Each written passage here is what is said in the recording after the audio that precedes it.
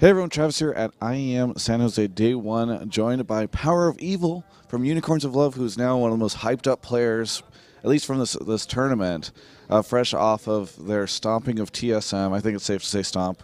We were just talking about this before the interview. Did you guys expect to beat TSM, or did you guys think that you'd probably lose? I would say we wanted to at least take one game, and after we won the first game quite hard, we all thought we have a huge chance to win it, so we tried even harder in the second game. Have you checked your Twitter yet? No. Okay, so during that match, there were so many people tweeting about, like, oh, follow PowerOfEvil, like, this guy's amazing, Special's like, I'm going to follow this guy now. Yeah, did you get a sense at all yet of how hyped you guys are now as a team because of this match? I'm not quite sure. I actually need to check first of all, so... There are some people who have said, you know, the people who were critics of, like, oh, EU LCS doesn't have good teams, they're now saying that you guys are the interesting team. You've saved EU LCS in some people's minds, but maybe EU LCS was good all along. Either way, so yeah, going into those matches, why do you think that you guys were able to pull out the win? So first of all, the Kigi's Twisted Fate pick helped us a lot in the first game.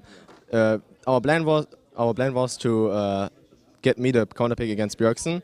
So we pulled out the Twisted Fate, and as expected, they picked Xerath or some immobile champion against it, and I could go for the LeBlanc, which is like great against it. The level 2 first blood with Kigis was insanely good, and after that, I just kept snowballing. What do you think? Tell me about this, like, Twist of Fate and Wukong, and I think there was a Kale earlier today. Like, what is this? Just like you guys are like, okay, let's spin the wheel to see who's going to jungle in this game, or how does that work? Well, I think we are a team which is really open for like non-meta champions, so we try them out in scrims and solo queue, and if we like the champion or like he fits in our playstyle and team comp, so we just go for it and try it out. I was talking to Charlie, the analyst from Cloud9, about this before.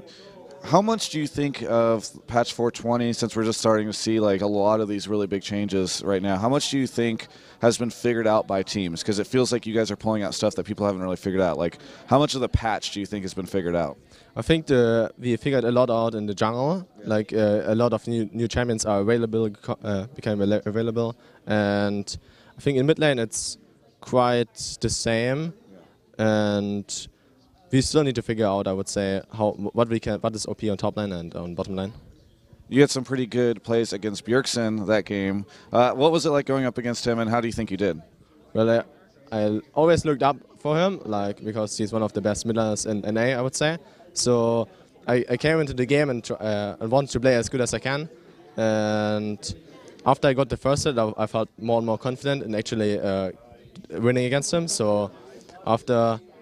It's like a hype, you know, and I got really energetic. So I just try to dodge everything what I can and try to outplay him as hard as I can. So, yeah. What do you think that this win against TSM, because TSM considered one of the top North American teams right now, what do you think it means for you guys as a team going into EU LCS next year? I think we will go pretty confident into EU LCS now after winning against TSM. It was a huge win, and it will help us a lot, I would say. Well, you're not done with the tournament yet. So how are you going to prepare? What do you guys have planned for tomorrow? So we'll probably prepare our picks and bans again, and maybe we'll pull out another cheese pick. Okay. Some more cheese? That's a possibility? Or you guys just become like the cheese masters? Is that what? Because I feel like we haven't had a team in either one of the LCSs for a while that just like pulls out all these like crazy things. Is that you guys? Are you guys that team now? Yeah, I would say we are the cheese. We are the cheese team.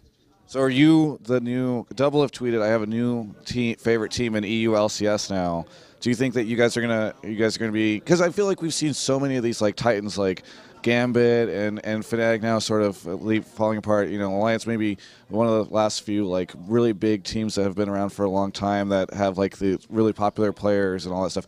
Do you think that you guys could be the next one? I have no clue. I hope we can, and we maybe can. Well, do you have anything you want to say to all those people freaking out over you and your team today? Yeah, I want to thank all these fans who supported us and cheered here in IEM for us, or on Twitter, on every social media. And I want to thank my team for the good performance, and obviously my family who watch most likely all the games and are supporting me. Thank you so much for the interview. Congratulations on the win. Very big deal. For everyone else, you can check out the rest of our coverage of all things IEM at ongamers.com.